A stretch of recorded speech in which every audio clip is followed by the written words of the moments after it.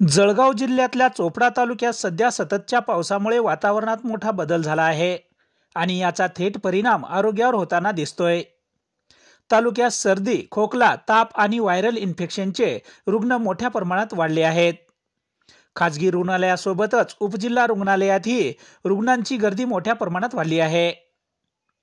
चोपडा उपजिल्हा रुग्णालयाचे अधीक्षक डॉक्टर सुरेश पाटील यांच्या माहितीनुसार सध्या रुग्णालयात दररोज 850 ते 900 रुग्ण तपासणीसाठी येत आहेत। या रुग्णांमध्ये ताप, खोकला, सर्दी तसेच श्वास घेण्यास त्रास होण्याची संख्या लक्षणीय आहे।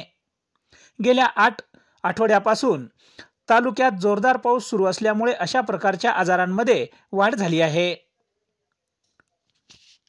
सध्या पावसाळा अगदी जोरात चालू आहे, त्याच्यामुळे वातावरणात काही प्रकारचे बदल झालेले आहेत। या बदलामुळे सध्या अनेक प्रकारचे जे रोग आहेत त्यांची वाढ जोरात झालेली आहे। त्याच्यामध्ये आमच्या उपजिल्हा चोपडा येथे मुख्यतः श्वासाचे रोगांमध्ये सर्दी, खोकला वगैरेचे आणि तापाचे संडास उलटीचे काही प्रमाणामध्ये रुग्ण येत आहेत। आमच्याकडे सध्या तरी 8 दिवसाला 800 ते 900 पर्यंत बाहेर सगळे ओपडी किंवा ओपडी आहे। सध्या तरी वातावरण बघता आणि उद्भवणारे रोग बघता आणि अनेक रुग्णांची संख्येमध्ये वाढ झालेली आहे। त्यांच्या तसेच रुग्णांच्या गंभीरतेमध्ये गंभीरतेच्या स्थितीमध्ये वाढ झालेली आहे। तरी माझ्या सर्व रुग्णांना सांगणं आहे की तुम्हाला जर कसल्या प्रकारचा जर काही त्रास होत असेल, आजार झालेला असेल तर त्वरित जवळच्या रुग्णालयात किंवा सरकारी रुग्णालयात दाखवणे, अंगावर काढू नये।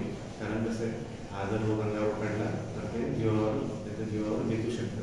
तसेच जे साधारणतः हाय रिस्क रुग्ण आहेत, उदाहरणार्थ बीपी, डायबिटीज, दुसरे श्वासाचे आजार वगैरे असणारे त्यांनी त्वरित डॉक्टरांचा सल्ला घ्यावा